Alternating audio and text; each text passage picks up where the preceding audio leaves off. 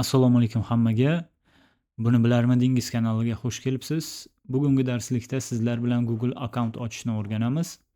Ko'pchilik uchun yangi telefon olganda birinchi muammo bo'ladigan masalalardan biri.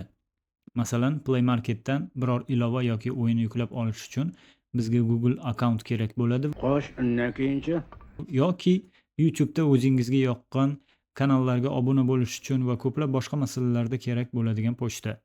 Google akkauntni nastroyki, ya'ni sozlamalardan ochish ham mumkin, lekin barcha telefonlarda nastroyka ko'rinishi har xil bo'lgani uchun Play Marketni o'zidan ko'rsatib beraman. Play Marketga kirganimizda ko'rib turganingizdek bizdan Google akkaunt so'raydi. Biz YT tugmasini bosamiz. Internet yoki Wi-Fi ga ulangan bo'lishi kerak telefoningiz. Shundan keyin pastda создать akkaunt degan yozuv bo'ladi. O'zbekchasida akkaunt ochish bo'lishi mumkin. Shu yozuvga bosamiz. Shundan keyin для себя yoki для ребёнка degan yozuv paydo bo'ladi. Для себя yozuvini tanlaymiz, ya'ni o'zimiz uchun. Shundan keyin ism, familiya yozish kerak bo'ladi. Istasangiz o'zingizni ism, familiyangizni yozing yoki o'zingiz bilasiz. Ism, familiya yozilgandan keyin Далее tugmasini bosamiz va tug'ilgan sanamizni kiritamiz.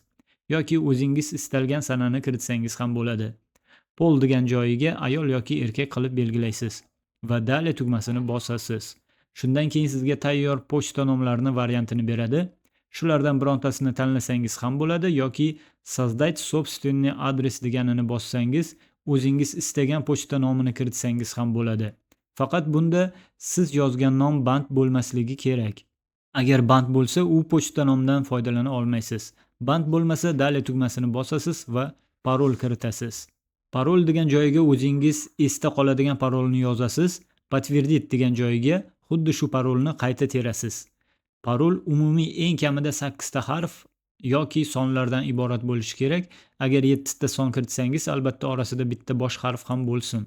Shundan keyin Далее tugmasini bosamiz va yana Далее tugmasini bosamiz. Shundan keyin eng pastiga tushirib принимаю tugmasini bosamiz. Undan keyin iloji bo'lsa сохранять резервную копию на Google diski deganini o'chirib qo'yamiz. Chunki bu siz kamera olgan rasm va videolar avtomatik Google diskga saqlanib qoladi. Bunda sizdan internet megabaytlari ketadi. Ayniqsa videoda ko'p megabaytlar ketib qoladi.